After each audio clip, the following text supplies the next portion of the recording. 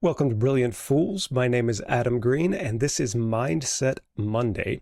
And on this Mindset Monday, we are going to look at what mindset we should have when we're operating in the S style of behavior. Now, the S style in the DISC, D-I-S-C, S is more of the steady style. Steady and stable, loyal, likes to keep the peace with others, don't rock the boat too much, but stay consistent. And this is where a lot of your in the corporate structure where you hear this business as a family, even small businesses, this comes out of that S style mentality, which there is some very good precedent for. And even in scripture, it's kind of commanded. If we look at Romans chapter 12 and we look at verse 18, we see Paul tells the Romans here, if possible, so far as it depends on you, be at peace with all men. And it's true. If possible, so far as it depends on you, be at peace with all men. That's a great thing to see. That's easy to demand in others and sometimes harder to demand in ourselves.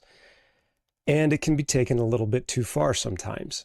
Sometimes we can take it so far as to say, I should never cause offense to anyone. That is not what it's saying here. In fact, if we look at the context of this, what we see is, especially in the immediate context, we've got people who are persecuting these Romans at this time. And he says, bless those who persecute you. Bless them and do not curse. Okay? So rejoice with the people who rejoice, weep with those who weep, be of the same mind toward each other. So don't pay back evil for anyone, verse 17. And then it says, respect what is right in the sight of all men. We have things that we agree on, even in our society here in America, when it can seem very divided, there are certain things we just are in agreement. There's a child abuse or certain murder types of immorality that we all can agree with. So we can respect that. We can respect what is right in the sight of all men. And if it's possible, as far as it depends on us, we can be at peace with all men. However, it says respect what is right. So there are times that our respect for what is right will cause division with some. Maybe not with most, but there may be a vocal few that there will cause division with. And let's look at some of the broader context as well, because this especially is talking about two different types of people. First of all, those who are persecuting you. But secondly, it's also talking about those you are living with. Be of the same mind, and don't be haughty, but associate with the lowly. Don't be wise in your own estimation. That's a big one too. Don't assume I know it all. These are all parts of being at peace with all men. Never take your own revenge. Leave room for the wrath of God. And even before that, this is the chapter. It starts off with something you probably know pretty well, where he says, therefore, I urge you by the mercies of God, present your bodies a living and holy sacrifice acceptable to God, which is your spiritual act of worship. Don't be conformed to this world, but be renewed. Be transformed, rather, by the renewing of your mind, so that you may prove what the will of God is, that which is good and acceptable and perfect. We can go out and prove it through our actions, through the things that we do, through the ways that we test it. We can prove what the will of God is.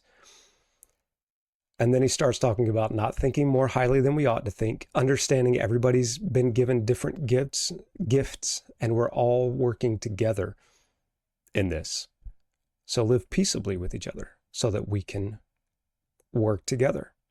This is a hallmark of that S mentality. It's a hallmark of what the S style wants most out of life, out of living. If I am deep in that S style of living, then I might get a little too deep into it. When I want to be steady and stable, I can also get a little too sensitive. And so I need to watch out for that, because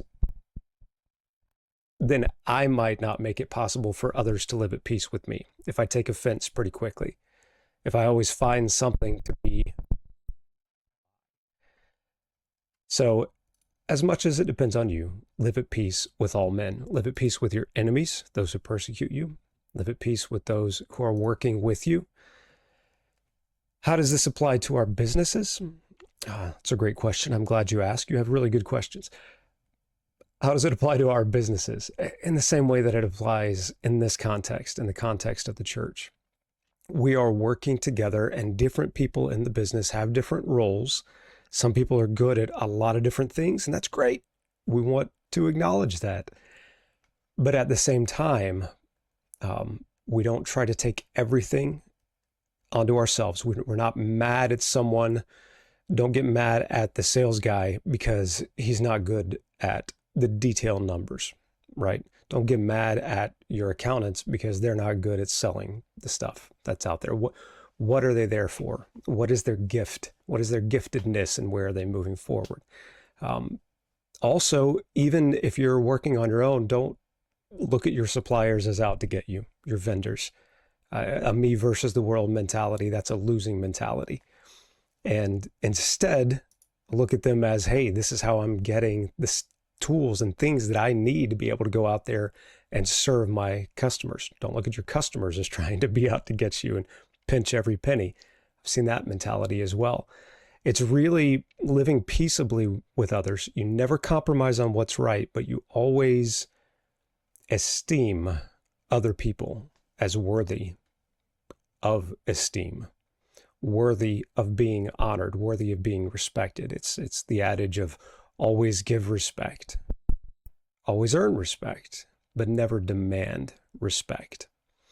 So don't be a Pharisee with it either, especially when you're talking about an organization that you run, your business, your whatever it is. I mean, it could be your business. It might be the church. It might be your household. It could be anything, any number of things. Don't be a Pharisee. The Pharisees would enact undue burdens on those around them, but then not even be willing to live up to it themselves. They always had an excuse for why they were somehow exempt. And if no other reason, they would just say, well, look, I'm chosen from God. This is, question the position he's put me in. It's, better than everything. Don't be that way, especially in your business. Don't look at it as, look, I own this business. I run this business. You're here to do what I say. I've had that before. I've had bosses one boss that even told me, look, you're my employee. You have to do whatever I tell you to do. And he was using that as an excuse to get some of his employees to go do personal work for him, like outside of their job description, outside of their role. But he said, no, you're my employee. You have to do what I tell you to do. So keep that in mind. It isn't a rollover. It isn't a lay down what's right kind of mentality, but it is a respect kind of mentality.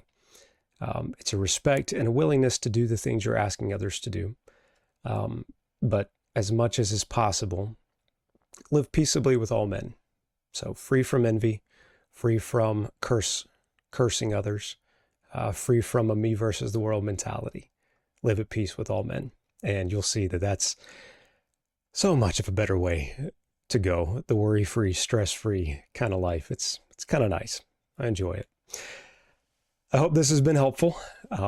So I'd love to talk with you more about it if you're interested in talking more about any of this, or even for bookkeeping that goes beyond the basics. You can check out greenhouseghs.com.